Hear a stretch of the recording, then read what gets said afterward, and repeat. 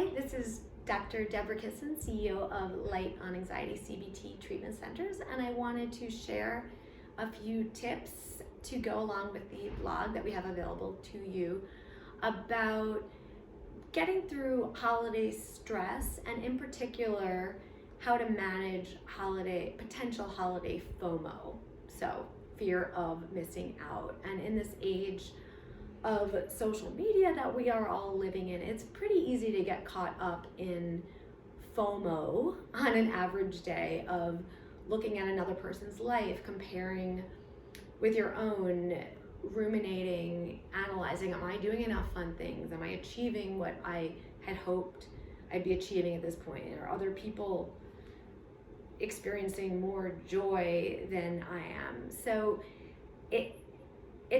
it's easy to fall down that rabbit hole, let alone during the holiday season where it can feel like everyone else is having the time of their life and surrounded by family and perfect presents and wonderful food, looking amazing. And that's the challenge of when we see glimpses in social media and go start doing, we call it a compulsion in some ways, of comparing and trying to determine, am I okay in comparison to other people? So the blog that we have attached has 10 tips to handle holiday FOMO, but I'm just going to give the viewers one or two of my favorite tips for handling that. So the first thing that comes to mind, and it's the easiest and the most obvious, but also the hardest to implement, is really going on a social media diet.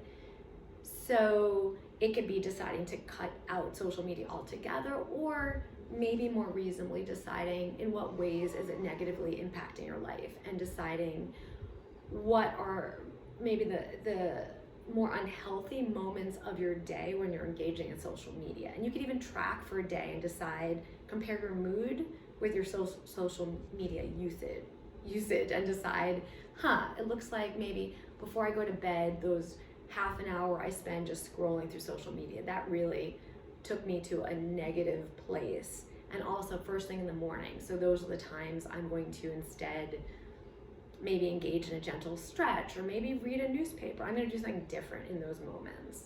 So tip number one, try to observe your social media habits and then try to limit in the areas that it's most negatively impacting. And then tip number two, I would say, is practice engaging in mindfulness-based exercises and also small mindful moments throughout your day. So what it really means to be mindful is how to engage in the present moment and how to be here now versus then and there. So if you find yourself thinking, what am I going to be doing on New Year's? What am I going to be doing over the holidays? Am I going to be having enough fun? Am I going to be feeling lonely? If you're then and there, try to catch that moment and then find a way to ground yourself in the present moment. So maybe feel your feet making contact with the ground. Feel yourself sitting on the chair. Maybe look in your environment, look for one thing that you see. Find one thing that you can smell. Find one thing that you could touch. So really ground yourself in the senses. And our mind has a way of really adding extra information that isn't necessary for the moments that we're in. And mindfulness training is about learning to direct your attention to your current moment and not let your mind kind of run away with extra thoughts and unnecessary interpretations of what might happen in the future, what did happen in the past. So for additional tips, certainly check out the blog, and wishing you a peaceful, meaningful holiday season.